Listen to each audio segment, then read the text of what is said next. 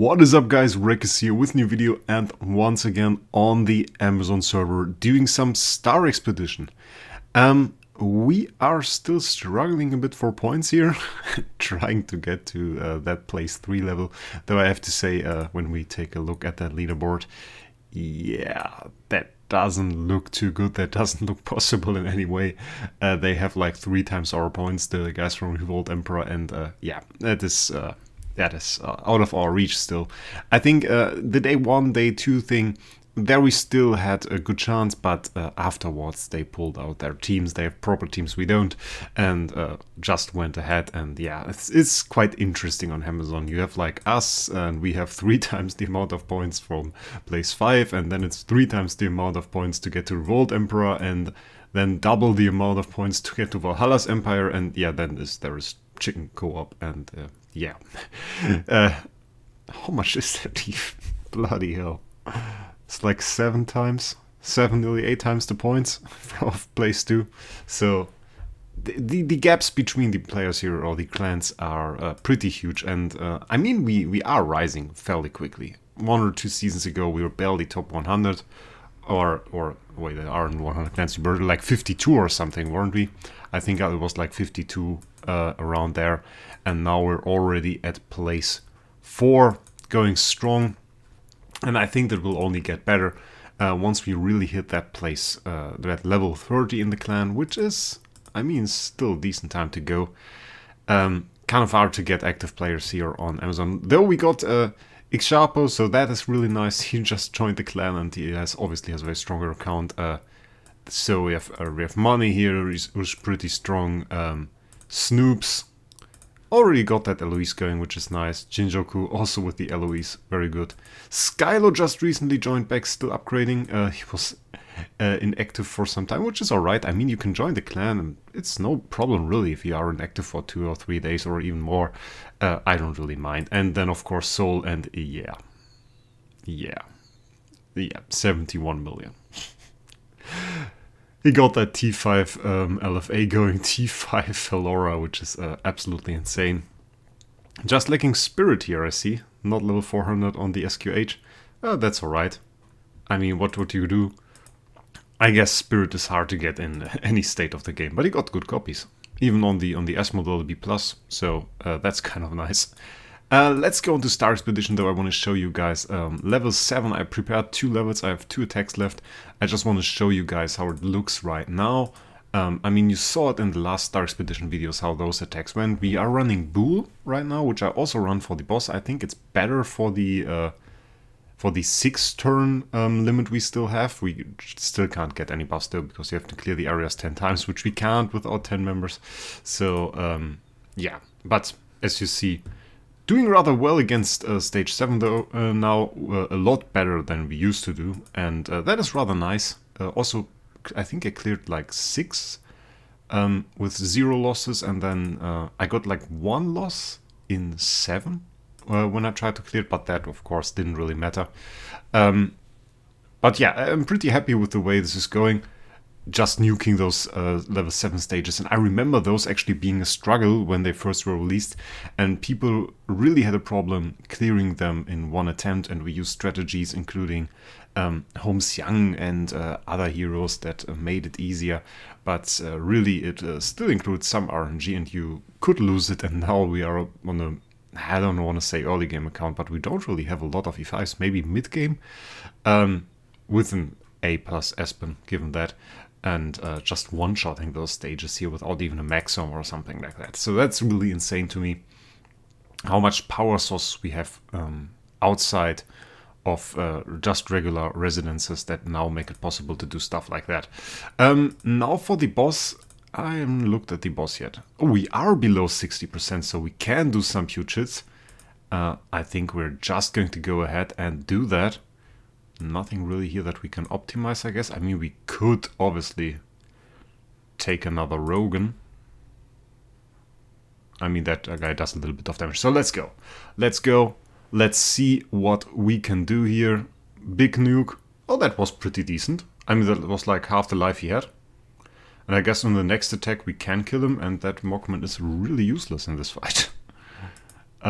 64, so That is pretty decent. That is about what I do with like nearly every attack, to be honest. Always looks like the same. I mean, it's pretty constant. We just do one attack, maybe a basic or something like that. Basic really doesn't do a lot of damage, and mainly we get carried by Bull. The reason I choose Bull, by the way, we do most of our damage turn 1. Like 95% is on turn 1, and on turn 1, Bull gives you 50% attack and 50% holy damage, which is absolutely insane. Usually you would go for Kos, and that would clean you from CC, but we are not really in the game for doing multiple attacks. We don't have an energy feed, we don't have demon bells, we don't have Ignis, we don't have Olivia, we have nothing like this. We have to build it at sooner or later, but right now our best game is going for attack, holy damage, get the buff from Bull, and just hitting the boss on turn 1 as hard as we can. And you can see that actually cleans the boss fairly well. Given once we are above 60% boss life. Oh, that is sad. That is sad. Please die. Oh, he's probably not going to die. No. Oh, that hurts. That hurts. Like one basic would have done it.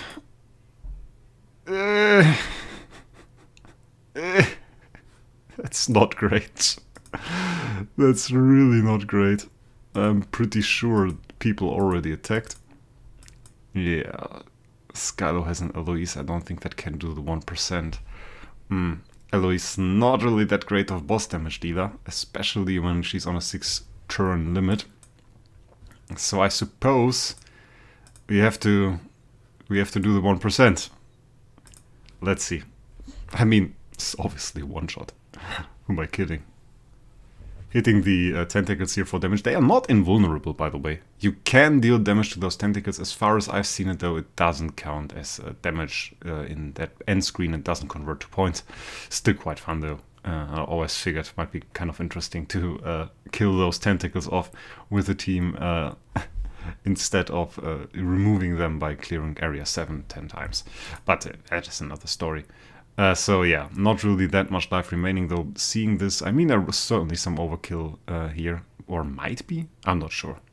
That would have not been cleared with a basic attack if that is the actual boss life. So I guess it was alright, even though our last day certainly now lackluster. Ending now on, I mean, like 11 million, nearly 12 million points. With a bit more luck, could have been, I mean, like 12.4, 12.3, something around that. Might have been possible. Well, rather 12.2. If we killed that boss, did another attack, I mean, we could have done 12.2, which would have changed nothing. Changed nothing. We will be place 4. Place 4 is, yeah, the problem with place 4 is you up always 4 to 10 in the H's design. 1, 2, 3, get special loot, and then you are 4 to 10. So it really doesn't matter where we land here.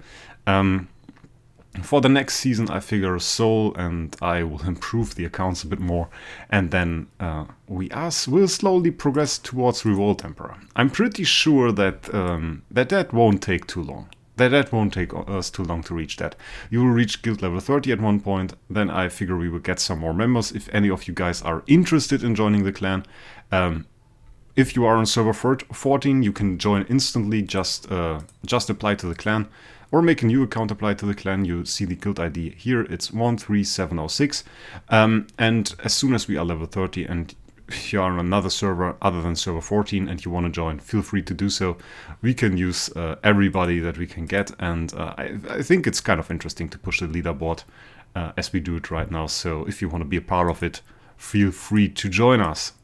Other than that, we still have the New Year's growth plan going on here, which is, we should make up our points here, like 5 points, okay. Which is rather great loot. I'm not quite sure we will buy it though. I mean, it is insane. If you start off the game and you want to go in absolutely easy mode, yeah, just buy that for the $30 and play the game every day, and you will get like a E3 Eloise for doing nothing. And I think it's kind of insane they even included the artifact in here. That is, I think that is a block artifact from Shadow, so that's kind of cool. You get the ranger suit. I see some people asking what this is because they didn't enable you to click on that. That is a full ranger gear suit. It's like, wait, can I show that somewhere? Is there I've never even checked if there is a gear. No, there isn't.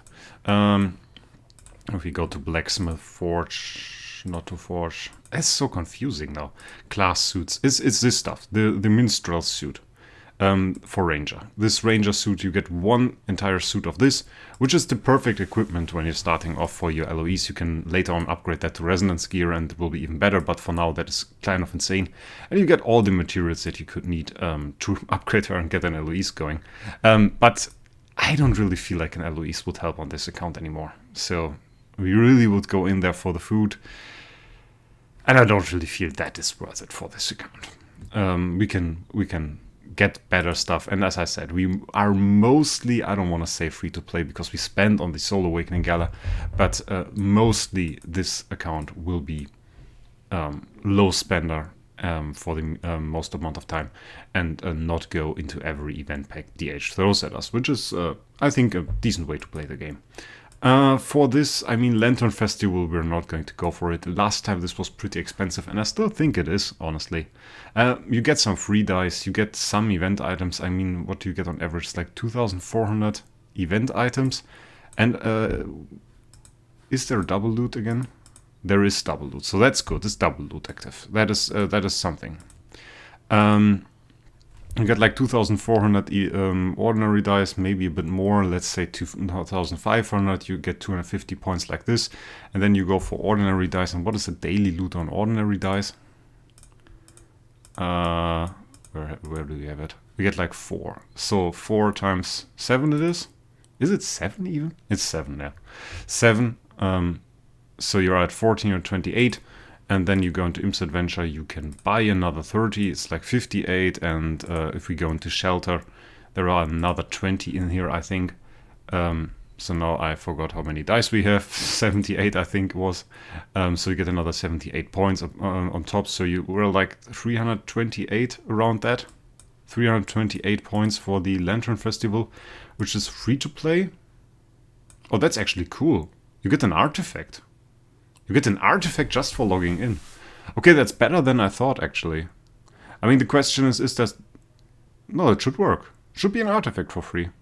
That's pretty decent. That's pretty decent, but spending on that sucks a little bit because you're at 328 and then you would need like another 125 points to get to here, and that is just a 90k sublimation chest, and you're basically spending on an event that, yeah, I mean, what is in here? It's an Imps Adventure event, it's just some basic stuff. On an endgame account, that's absolutely not worth it. On this account, it probably would be kind of cool, but yeah, I don't really feel it. And then we have this stuff. Yeah, I mean, like, the campaign event doesn't really reward extra spending. If you go for a little bit of spending and you get, like, your artifact chest, or even better, your Starspawn cores, that is kind of cool, that is fine. But once you claim that and you want to get another reward, it gets really expensive, and I don't really like it. So that's another thing. How many crystals do we have? 224, that's not a whole lot. But I figure we will get an artifact chest here, and I'm not sure what we will do. So of course, no fan included, but the melodic strings, that's kind of nice. We might go for Demon Bell. I feel like. So that will be good.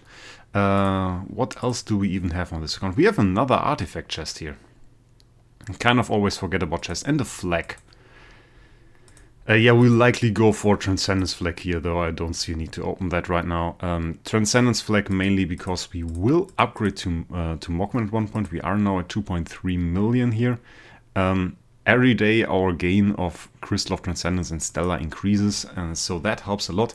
And once we get the Mockman, putting a flag on him will give our Espen insane stats, and will definitely enable us to get through some of the more difficult PvE stages. We are still at 27 in Dark SL, just lacking a little bit of stats. I still think we lack a little bit of stats. Let's check that for a second. It's free. We still have our daily attempts. Oh yeah, yeah, Balance Strike, not good. But considering we're slower now, I'm probably still lacking a little bit of stats. And then we have Void Campaign, and Void Campaign is still this stage. We can't nuke them, so that's also a stat game. Oh, I think XSplit, I think, didn't clear it last time. I think we now have more stats here. I think last time I checked was just Darius, so we now have 4% more attack, which likely is not enough to clear it, but it is cool. It is cool. Let's try it. Let's try it. I feel like we should try it. We have the crit damage, and then we just go for speed here. I think we will need the speed. Balance strike would be more damage, but I don't feel like we can run it. And let's see what actually happens. Let's attack a Sherlock first. And yeah, that is not enough. That is really not enough. Next time we try an Homsiang. I think it is harder. No, we can kill the Homsiang. So we just need a little bit of stats to overkill a Homsiang. If we can overkill the Homsiang, activate Aspen's special ability and get the bonus damage on all enemies, I think we are good here. So we are fairly close. They are somewhat close. If the third one could clear, this would probably be enough. Other than that, we have the option to go and enhance our... Which I should do. I have materials. Unlock at level 4 main room. Oh, no, we have that game again. Okay. I remember upgrading the main room being a real struggle when this released. Like, you had no way of getting... What was it? One of the two materials. I don't remember which one. I think one of them only dropped from Tower of Oblivion, and that was quite annoying.